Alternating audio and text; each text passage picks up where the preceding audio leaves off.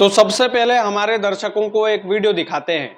ये वीडियो जरूर देखिएगा। ये वीडियो थोड़ा सा पुराना है, लेकिन आज इस वीडियो को क्यों दिखाना पड़ रहा है, किस लिए दिखाना पड़ रहा है, इसका भी जिक्र करेंगे। लेकिन सबसे पहले आप ये वीडियो देखिए। राघोजी महाराज का ये मंदिर है, इस किले का मुख्य मंदिर है।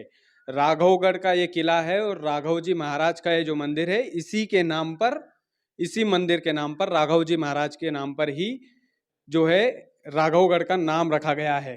और ये चिन्ह दिखा दीजिए, ये राजकीय चिन्ह है राघवगढ़ का इनके गेट पर।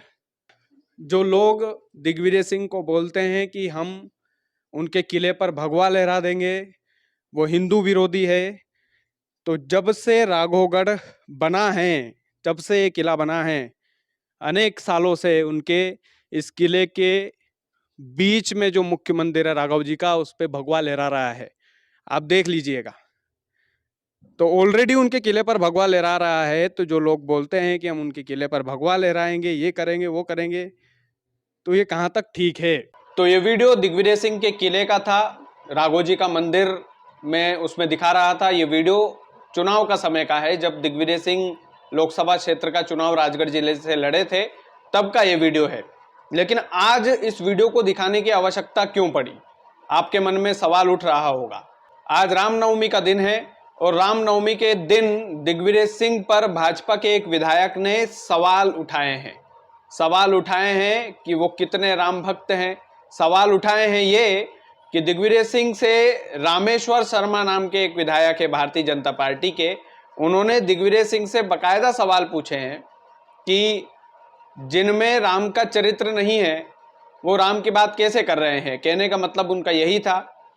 और दिग्विजय सिंह ने ऐसा क्या कर दिया था कि रामेश्वर शर्मा ने यह सवाल उनसे पूछा। दरअसल रामनवमी के मौके पर दिग्विजय सिंह ने उनके सोशल मीडिया अकाउंट पर रामनवमी की पूरे देशवासियों को शुभकामनाएं दी थी। और वो शुभकामना भाजपा के विधायक को इतनी ज़्यादा खटकी कि उनसे रहा नहीं गया और दिग्विजय सिंह को तुरंत राम विरोधी बताने की कोशिश की रामेश्वर शर्मा जी ने। और रामेश्वर शर्मा जी ने बकायदा ये बोला कि दिग्विजय सिंह को राम का चरित्र ग्रहण करना चाहिए, उनको राम मंदिर में जाकर माथा टेकना चाहिए। ऐसे तमाम सारे जो भाजपा के तमाम सारे नेता ज्ञान बांटते रहते हैं, वो ज्ञान रामेश्वर जी ने भी बांटा। दिग्विजय सिंह के नाम पर कुल मिलाकर के लाइमलाइट में आना चाहते थे। अब वो जो वीडियो है, वो वीडियो मैंने शुरुआत में इसलिए दिखाया आपको कि जिस व्यक्ति के घर में रोजाना राघोजी की पूजा होती हो, जिस व्यक्ति के किले में 8 से 9 मंदिर है, जिस व्यक्ति के किले में रोजाना भगवान की घंटी बजती है, उस व्यक्ति को कई लोग हिंदू विरोधी का तमगा देने में लगे, हिंदू विरोधी बताने में, हिंदू विरोधी साबित करने में लगे हैं। और उनमें से रामेश्वर शर्मा जैसे विधायक भी हैं। बकायदा रामनवमी की शुभकामना हर कोई दे सकता है, भारत है और राम जी का जन्मदिन है आज। तो जाहिर सी बात है दिग्विजय सिंह ने भी अपने सोशल मीडिया अकाउंट्स पर रामनवमी की शुभकामनाएं दी थी। लेकिन जैसा कि मैंने बताया, रामेश्वर शर्मा नाम के भाजपा के विधायक ने उनकी शुभकामनाओं पर भी सवाल उठाए। सवाल क्यों उठाए गए, किस लिए उठाए गए, ये बड़ा सवाल नहीं है।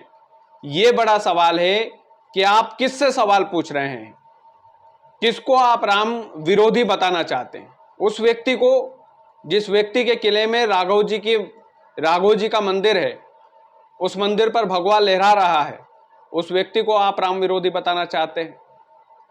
दर्शन करने गए या नहीं गए, ये उनका व्यक्तिगत मामला है, ये उनकी व्यक्तिगत चीजें हैं। हो सकता है अयोध्या जाना नहीं हुआ होगा, दर्शन नहीं किए होंगे कई लोग। अब इसमें भी देखिए 2-3 चीजें हैं। कई लोगों ने एक और सवाल, इस रिपोर्टिंग, जब मैंने ये रिपोर्टिंग की थी तो ये बड़ी चर्चित रिपोर्टिंग थी, काफी मैंने एक मंदिर उस किले में दिखाया। कई लोग बोलते हैं कि भैया, इसमें भी कई लोग सहमत नहीं थे दरअसल मेरी रिपोर्टिंग से। तो चलिए, आपके हिसाब से मैं झूठ बोल रहा हूं, मंदिर तो झूठ नहीं बोल रहे हैं किले में। कृष्णपाल राठौर झूठ बोल सकता है, मंदिर झूठ कैसे बोल सकते हैं। तो रामेश्वर शर्मा जी को भी राघव जी के किले में जाकर के इस बात की पड़ताल करना चाहिए, जो भाजपा के विधायक है, कि दिग्विजय सिंह कितने बड़े हिंदू विरोधी हैं। आज तो रामनवमी का दिन है। आज रामनवमी के दिन भी यदि आप राम जी के जन्मदिन पर भी यदि आप राजनीति करेंगे तो हम जैसे पत्रकारों को सामने आकर जवाब तो देना पड़ेगा और लीगल जवाब देना पड़ेगा। कई लोगों ने यह भी सवाल पूछा था उस समय कि दिग्विजय सिंह के किले में आप मंदिर तो दिखा रहे हो लेकिन उनके कपाट बंद है। तो हमारे हिंदू रीति रिवाजों में भाई साहब ये कहा जाता है बकायदा कि दोपहर में भगवान का सोने का समय होता है, और जिस समय मैं रिपोर्टिंग करने गया था वहां पर उस समय दोपहर का समय था और भगवान उस समय सो रहे थे, शयन मुद्रा में थे, इसलिए मंदिर के कपाट बंद थे। ऐसा नहीं है कि 365 दिन दिग्विजय सिंह के किले में भगवान बैठे हैं, मंदिर बना हुआ है और वहां पर पूजा आरती नहीं की जा सकती, नहीं की जाती। तो ये गलतफहमियां कई चलती है, कई तरह के लोग गलतफहमियां फैलाते हैं। कई जो कांग्रेस के नेता हैं वो भी इस बात से अनजान है कहीं ना कहीं कि दिग्विजय सिंह को जब हिंदू विरोधी का तमगा सामने वाली पार्टी का कोई भी नेता देता है तो शायद वो पीछे हट जाते होंगे, लेकिन पीछे हटने की आवश्यकता नहीं है। जो सत्य है वो सत्य है, जो सही है वो सही है। कुछ लोगों को इस बात में बुरा लग सकता है, लेकिन रामनवमी के दिन, रामलला के जन्मदिन के अवसर पर आप राजनीतिक रोटियां सेक रहे हैं। आप केवल और केवल लाइमलाइट में आने के लिए दिग्विजय सिंह का नाम ले रहे हैं, केवल और केवल लाइमलाइट में आने के लिए। तो ऐसी लाइमलाइट किस काम की जिसमें कहीं से कहीं तक कुछ सच्चाई नहीं है, कहीं से कहीं तक कुछ सत्य नहीं है। मैं तो रामेश्वर जी से भी बोलूंगा कि आप भी भाजपा के विधायक है, आप तो जाइए दिग्विजय सिंह के किले में पड़ताल कीजिए, वहां पर बकायदा देखिए कितने मंदिर है और राघोजी के मंदिर है कि नहीं है, राघोजी के मंदिर पर भगवा लहरा रहा है कि नहीं लहरा रहा है। ये तमाम सारी चीजें हैं, इसलिए मुझे उस वीडियो को दिखाने की शुरुआत में जरूरत पड़ गई थी।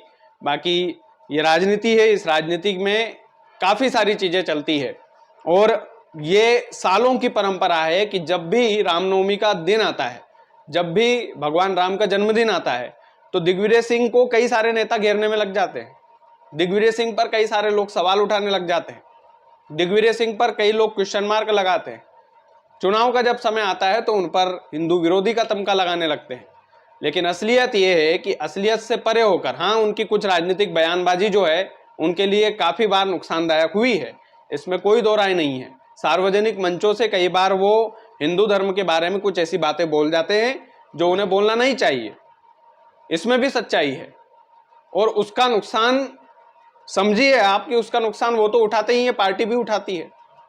दिग्विजय सिंह तो उस नुकसान को बकायदा उठाना ही पड़ता है। चाहे चुनाव में आप देखिए, लोकसभा का चुनाव वो हार गए, मुख्य कारण अगर आप मुझसे पूछोगे ग्राउंड लेवल पर कोई कमी नहीं थी, लेकिन बात थी हिंदुत्व की, प्रधानमंत्री नरेंद्र मोदी के चेहरे की।